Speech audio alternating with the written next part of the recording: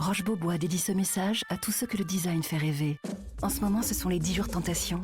10 jours pour découvrir la créativité des nouvelles collections et profiter de prix très séduisants sur une sélection de meubles et de canapés Roche Beaubois.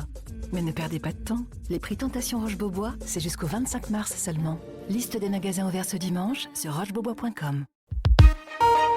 L'éditorial du Figaro. Dernier avertissement par Philippe Gély. Depuis le temps que les citoyens manifestent leur mécontentement de toutes les façons possibles, personne ne pourra feindre la surprise. Les élections européennes du 9 juin vont probablement adresser un désaveu puissant aux institutions communautaires et au fonctionnement de Bruxelles.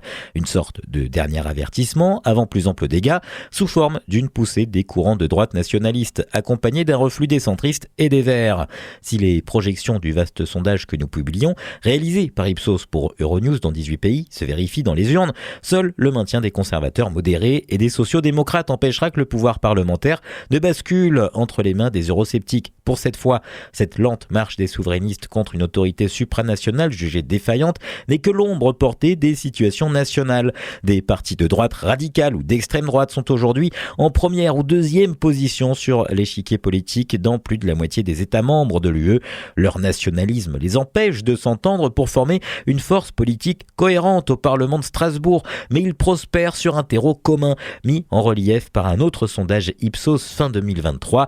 Le rejet des élites, un sentiment de déclin national et de dislocation de la société, le refus d'une immigration incontrôlée et le souhait d'une préférence économique nationale. Toutes les notions auxquelles la Commission de Bruxelles reste sourde et aveugle. Écologie punitive, politique agricole en mode décroissance, renchérissement provoqué de l'énergie, obsession régulatrice et tracasserie superflue.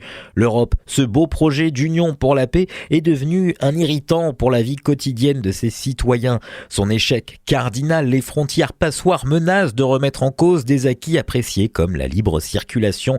Il est tout juste temps pour un sursaut, recentrer les politiques communautaires sur les attentes des citoyens en matière de sécurité et de prospérité. Il y va de la légitimité du concept européen à l'heure où le retour de la guerre pose de nouveaux défis qu'il vaut mieux relever à 27.